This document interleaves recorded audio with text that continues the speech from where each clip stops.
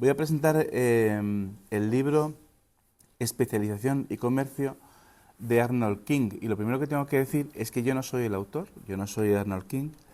Tampoco he prologado el libro, porque me he encontrado antes con Edu Blasco y dice, pues entonces que lo has prologado tú, entonces ¿por qué lo presentas, no? En fin, la pregunta está bien hecha. Lo presento seguramente porque cuando yo era director del Instituto Juan de Mariana, lo propuse yo. Yo propuse que este libro formase parte de la colección que tenemos junto con Value School dentro de la editorial Deusto. Y de los cuales tenemos varios libros ahí fuera con títulos fantásticos, ¿no? La verdad. Y este es muy bueno. Es curioso que se llama Especialización y Comercio y dice que es una reintroducción en la economía. Y es verdad, porque yo creo que el autor parte de que el lector algo sabe, ¿no? de economía. De hecho, por ejemplo, habla de los precios, luego lo voy a mencionar un poco qué es lo que cuenta, ¿no? Pero habla de los precios y no explica cómo se forman los precios. Simplemente da por hecho que el lector... Por cierto, hay un tratado de economía en el que no se explican cómo se forman los precios. ¿Sabéis cuál es? La acción humana de Mises.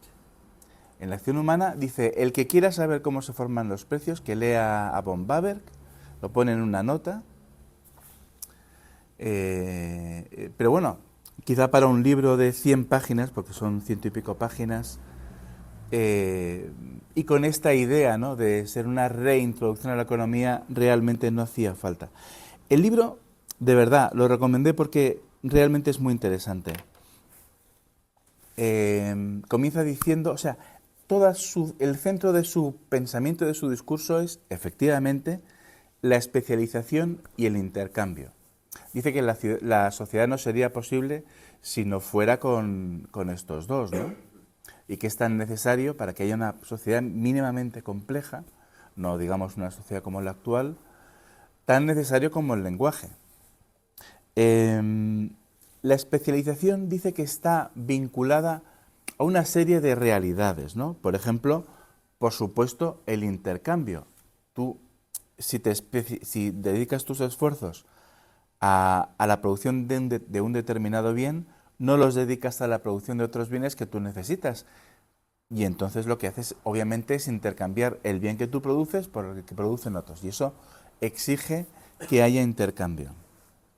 Dice que esa especialización aumenta con la riqueza.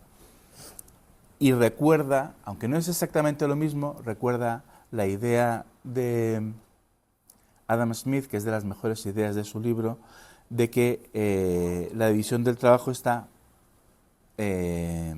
limitada por la extensión del mercado.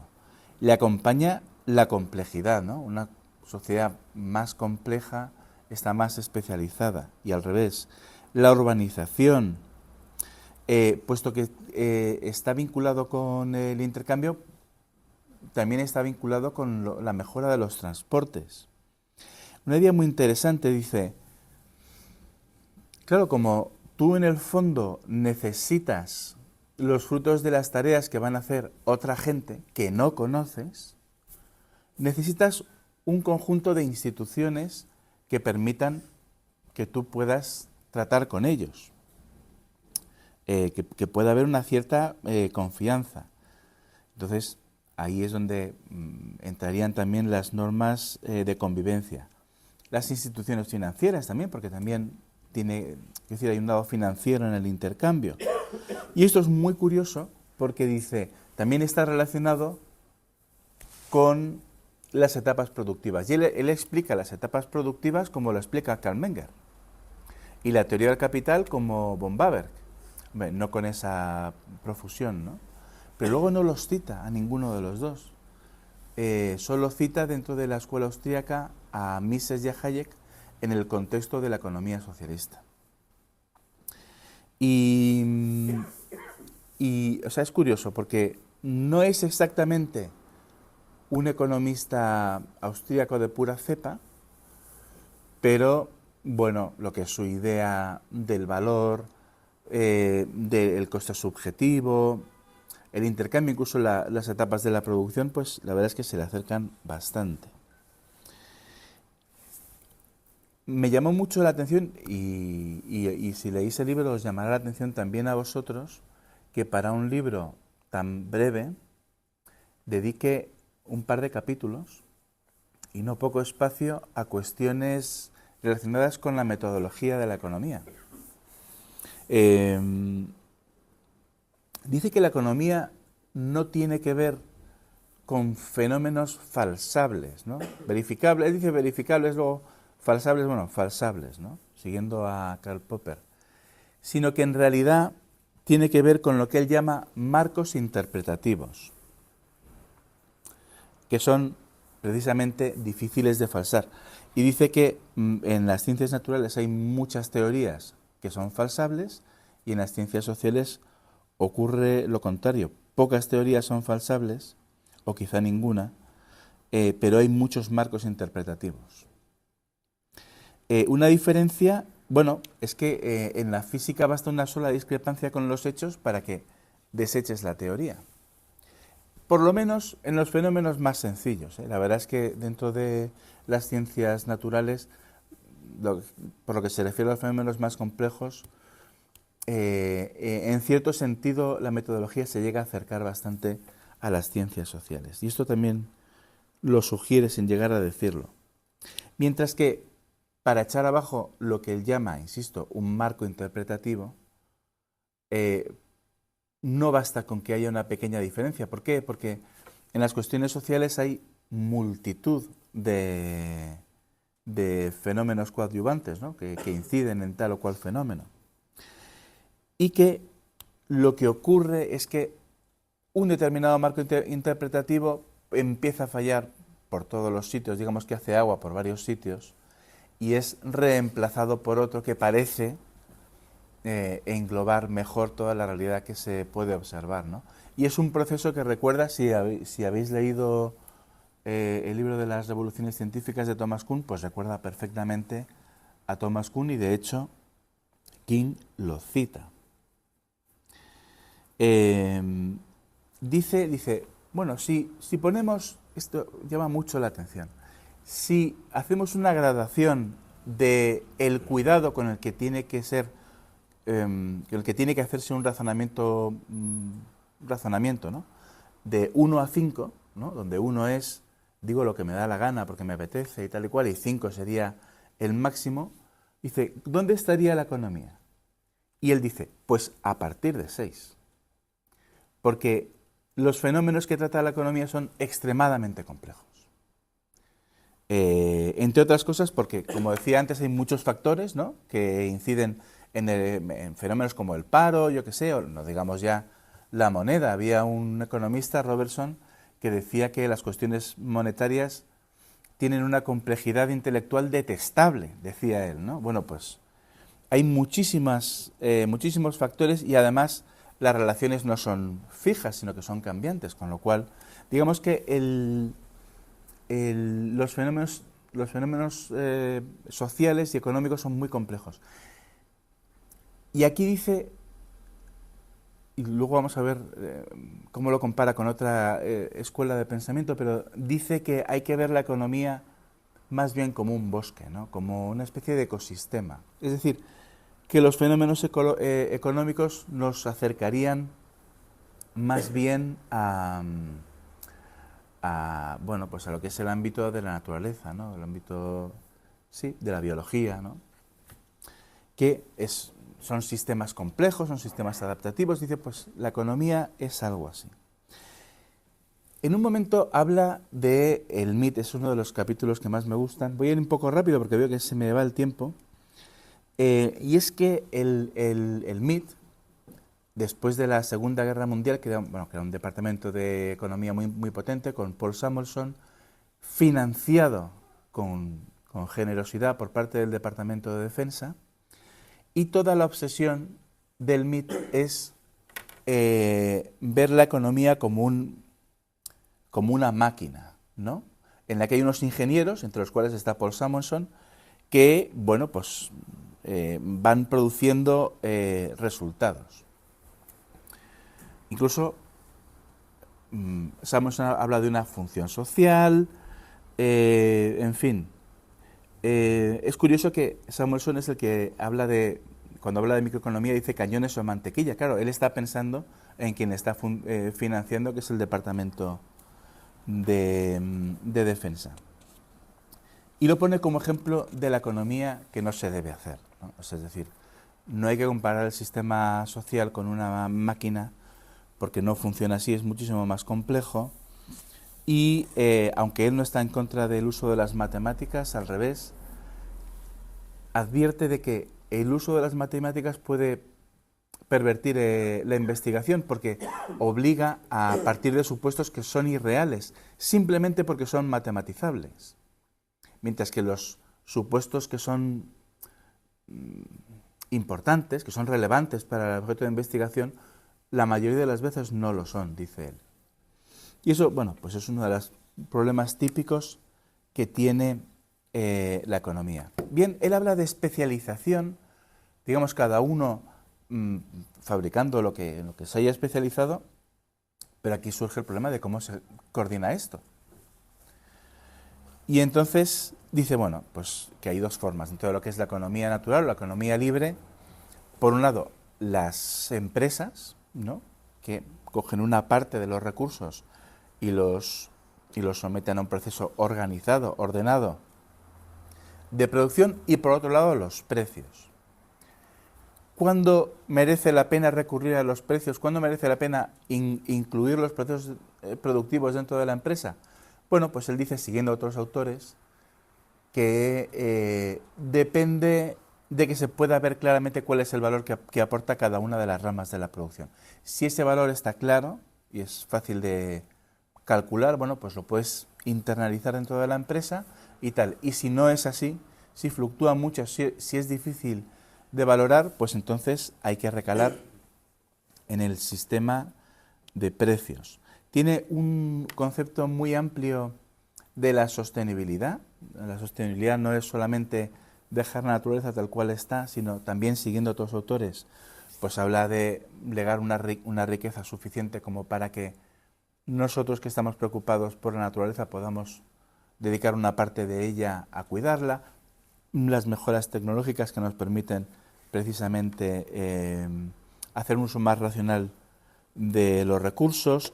Recuerda que los beneficios vienen de hacer más con menos, y por tanto tienen también esta beta, ¿no?, que puede contribuir a la mejora del medio ambiente. Y luego da un par de ejemplos, hablando de medio ambiente, que son muy interesantes. Uno de ellos es esta idea de la compra local, ¿no? O sea, lo que tienes que hacer es comprar a los productores que son, en nuestro caso que estamos aquí en Madrid, pues que son de Madrid, porque eso reducirá el impacto medioambiental. Y dice que eso es posible, pero que no es seguro, porque, entre otras cosas, si los costes asociados a la producción de esos bienes son en general menores, es porque hay otros aspectos de la producción que son más eficientes que los en que ha incurrido el productor local, ¿no? Y luego menciona, que es una cosa muy interesante y que yo creo que no se conoce lo suficiente, lo que él llama la transición forestal. Pone el ejemplo de que la URSS, cuando cae la URSS, y desde entonces la superficie arada, trabajada, ha descendido de 30 a 60 millones de hectáreas.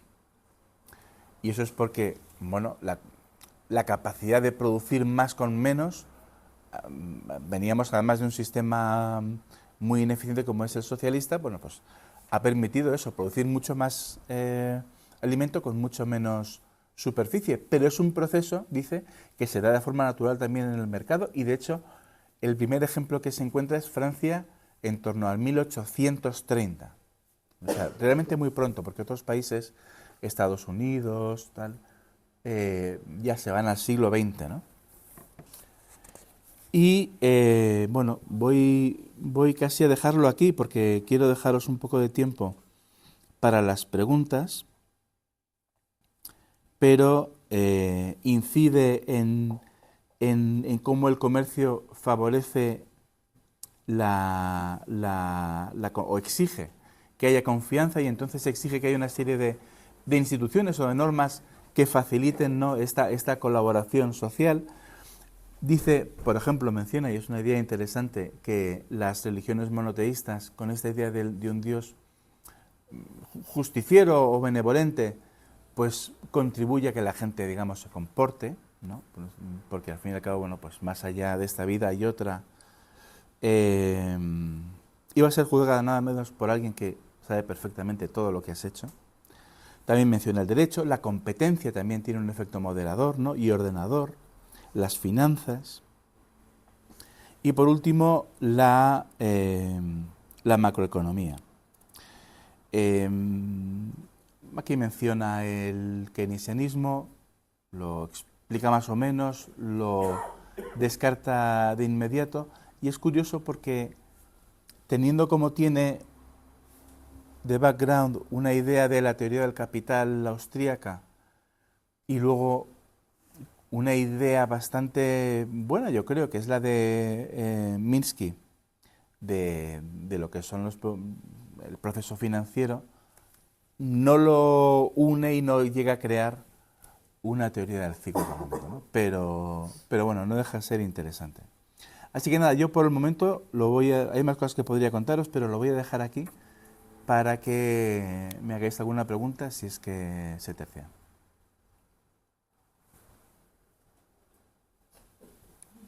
Quiero hacer una. ¿Sí? Buenos días.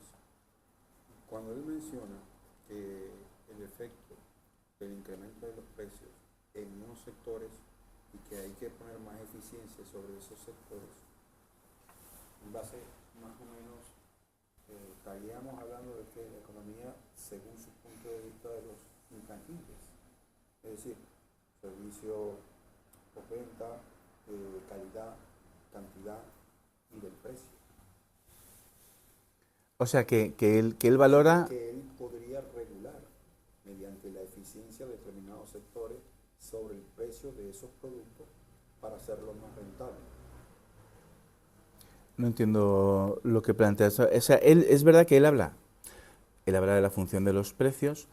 El tema de los intangibles es importante para él porque, de hecho, dedicó un libro a lo que él llamaba activos intangibles, que demostraba que las sociedades consideradas pobres son en realidad bastante más ricas de lo que parece.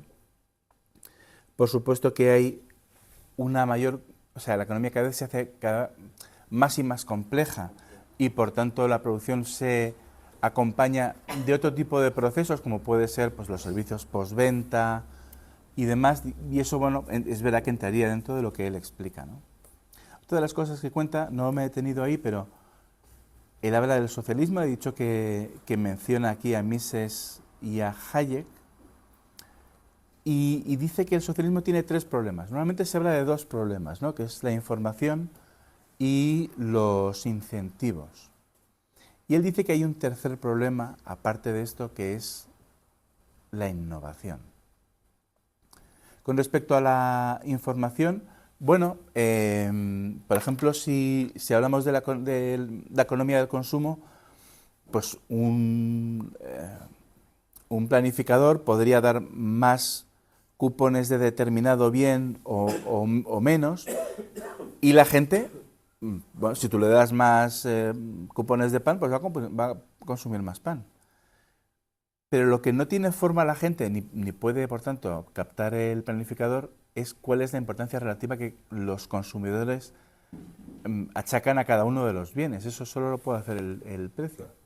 Y luego también dice que esa ceguera del planificador también afecta a lo que podemos hacer cada uno de nosotros, a qué talentos tenemos, ¿no? Y menciona el caso de, dice, seguramente en una economía socialista, J.K. Rowling pues no sería novelista. Porque, bueno, porque, no es más que un ejemplo, pero a lo mejor no hubiera podido desarrollar ese talento porque estaría asignada a determinado tipo de producción, lo cual le lleva también a hablar de la tercera crítica al socialismo, que tiene que ver con la innovación. Por un lado, no hay no se incentiva la innovación, y por otro lado puede ser una amenaza, porque hay ya un statu quo productivo. La introducción de un cambio, pues a lo mejor quiere decir que determinada rama de la producción se tiene que producir menos. Esos tipos de cambios típicos de una economía libre, ¿no?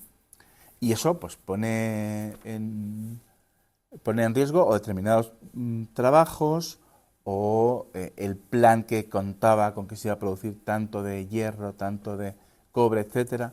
Es decir, que la economía socialista no promueve la innovación. ¿Alguna otra pregunta? ¿Sí? Sobre el autor o otros similares, en la parte final has comentado el tema que le da a la importancia de las instituciones. Sí. El derecho u otras. ¿Hay otro libro que desarrolle ese tema más, o nos recomendarías algún otro libro? Bueno, él tiene un libro, es muy curioso porque se ve que la enseñanza de la economía para él es importante. Tiene un libro de 2004, no lo he leído, 2004, que es Learning Economics. Y luego tiene este que he mencionado, que sí lo puedo recomendar, que se llama From Poverty to Prosperity, creo recordar. Lo tengo apuntado por aquí. From Poverty to Prosperity, y que habla de los activos, digamos, intangibles. Y él también mete dentro de eso lo que él llama el software de la sociedad, que son pues la moral. Es un término que a mí no me gusta, pero bueno, la moral, el derecho, las normas en común y demás. Sí quería, porque ya nos quedamos sin tiempo, son 1:30, pero sí quería mencionar que hay varios libros que sirven para introducirse en la economía. Este está bien, es verdad que lo recomendaría más como segundo libro que como primero, pero está muy bien, la verdad. Pero, por ejemplo, está Basic Economic, o Economía Básica, está en español, de Thomas Sowell. Per Bailund, que estuvo unos meses aquí en Madrid, tiene un libro también muy finito, en inglés son 110, 115 páginas, cosas así, que se llama How to Think About the Economy. Wilhelm Röpke también tiene un libro muy bueno, es el primero que yo recomendaría, junto con el primero que yo leí, el primer libro que yo leí de economía, que son Los Principios de Menger. No lo descartéis porque es un libro muy iluminador, aunque esté escrito en 1871. Así que nada, bueno, muchas gracias.